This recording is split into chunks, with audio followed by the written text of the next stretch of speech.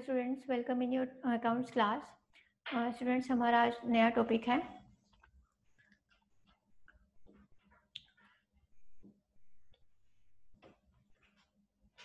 GST and TDS. तो पहले हम लोग जीएसटी करेंगे, उसके बाद फिर टीडीएस स्टार्ट करेंगे। हमारा जो सिलेबस में ये टॉपिक है that is overview of GST and TDS. तो सबसे पहले जीएसटी के बारे में देखते हैं। GST is known as goods and service tax. It is an indirect tax which has replaced many indirect taxes in India such as excise duty, VAT, service tax and so many tax जो भी आपको नीचे एक list में मिल जाएंगे. And it was came into effect on 1st of July 2017. ये basically क्या है? जीएसटी इसकी फुल फॉर्म है goods and service tax.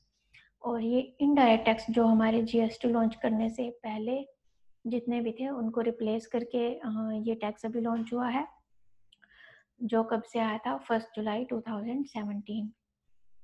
In other words, goods and service tax is levied on the supply of goods and services. और किस पे लगता है ये? goods और services पे. And goods and service tax law in India is a comprehensive multi-stage destination-based tax, and that is levied on every value addition. इसका एक एग्जांपल आएगा नीचे, उसको हम करेंगे डिस्कस. ये बेसिकली क्या है? Comprehensive that means step by step, एक मल्टी स्टेज वाली. इसमें एक बात आती है कि जो एक स्टेप बाय स्टेप में चलता है उसको कॉम्प्रिहेंसिव कहते हैं. पहले एक रास्ते से जाएगा, फिर दूसरे से, फिर तीसरे से, जिसमें उस प्रोडक्ट की वैल्यू जो है वो ऐड होती रहती है. नेक्स्ट आ जाती है इसमें मल्टी स्टेज. बेसिकली क्या होती है multi stage? An item goes through multiple changes of hands along its supply chain, starting from manufacturer until the final sale to the consumer. An item goes through multiple change of hands along its supply chain. जब एक product manufacture होके start होके जब तक consumer तक नहीं पहुंच जाता तब तक उसमें जो है वो वैल्यू एडिशंस होती रहती हैं. इसमें स्टेजेस कौन कौन सी हैं? Following stages: purchase of raw material and production of manufacture and warehousing of finished goods and selling to wholesaler and sale of product to the retailers and selling to the end consumers. तो इसमें value addition किस किस में आएगी इसको letter और हम एक प्रैक्टिकल एग्जांपल से डिस्कस करेंगे. सबसे पहले आपने रॉ मटेरियल परचेज किया है, फिर उसके बाद आपने उन गुड्स की मैन्युफैक्चरिंग की है, उसके बाद फिनिश्ड गुड्स के लिए जो काम स्टार्ट होता है दैट मीन्स वेयर हाउस का, उसमें. उसके बाद वो जब गुड्स तैयार हो जाती हैं तो उसके बाद फिर वो होलसेलर्स के पास जाती हैं and then sell of product to the retailers.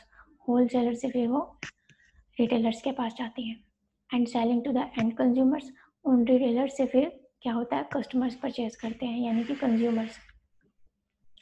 Next आ जाते हैं the goods and service tax is levied on the each stage making it a multi stage tax.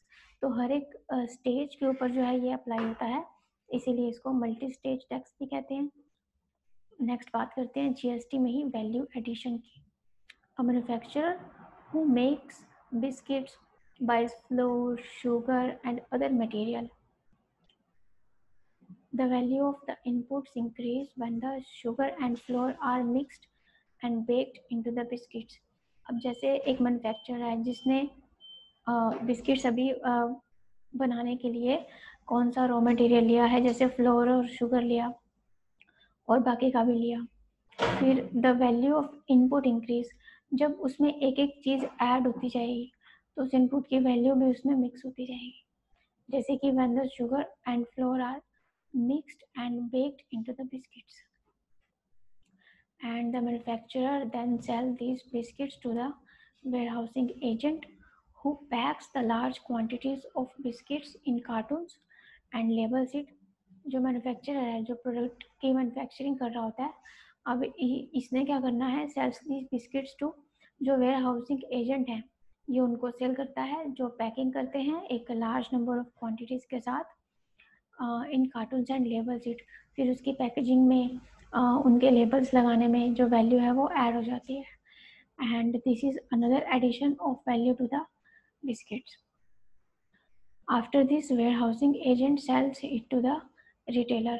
फिर warehouse से ये किसके पास जाता है? Retailer के पास.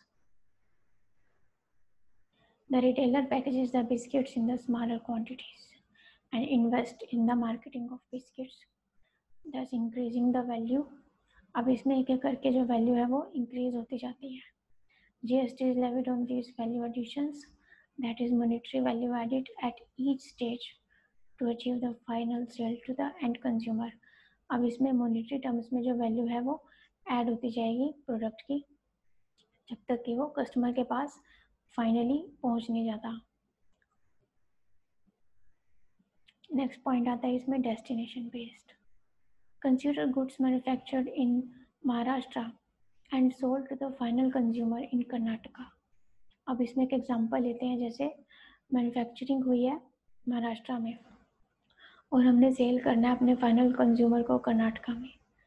Since the goods and services tax is levied at the point of consumption, at the entire tax revenue will go to the Karnataka and not Maharashtra. अब जहाँ पे उसकी कंजम्पशन हुई है लेकिन उसको सेल कहाँ पे उसने किया? फाइनल कंज्यूमर को कर्नाटका में. महाराष्ट्र में उसकी प्रोडक्शन हुई थी